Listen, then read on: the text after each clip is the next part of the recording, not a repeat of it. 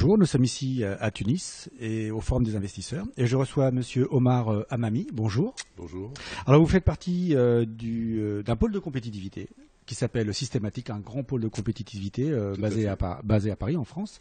Présentez-nous votre pôle de compétitivité. Alors le pôle de compétitivité est un instrument du gouvernement français, c'est un des 73 pôles de compétitivité, c'est le plus important, il est considéré de classe mondiale.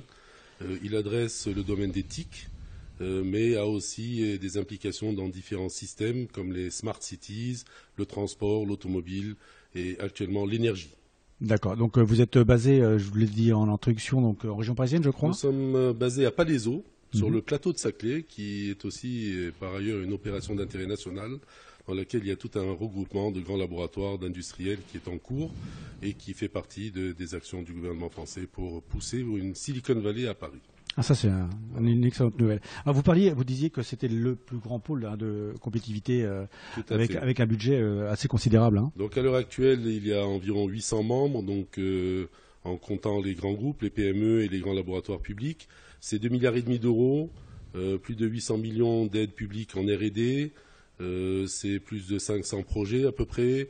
Donc, et en plus, il y a actuellement un booklet de tous les produits qui sont sortis des grands projets de R&D de ce pôle.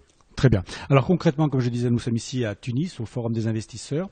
Quel est l'intérêt pour vos systématiques, pour votre pôle de compétitivité d'être ici présent? Alors le pôle de compétitivité systématique a très tôt identifié la Tunisie comme un de ses hubs internationaux.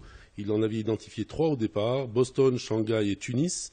Donc la Tunisie est un partenaire important et à travers ce partenariat, nous avons concrétisé ça dans une relation avec le technopôle El Ghazala.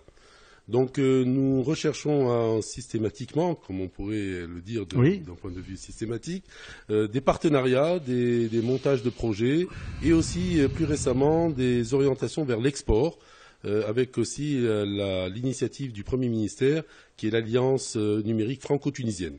Donc typiquement, qu'est-ce qui se passe? On essaie de monter des paires tunisiennes et françaises, d'une société tunisienne et d'une société française pour adresser des marchés export. Très récemment, une mission a été réalisée au Sénégal où il y avait une quarantaine d'entreprises françaises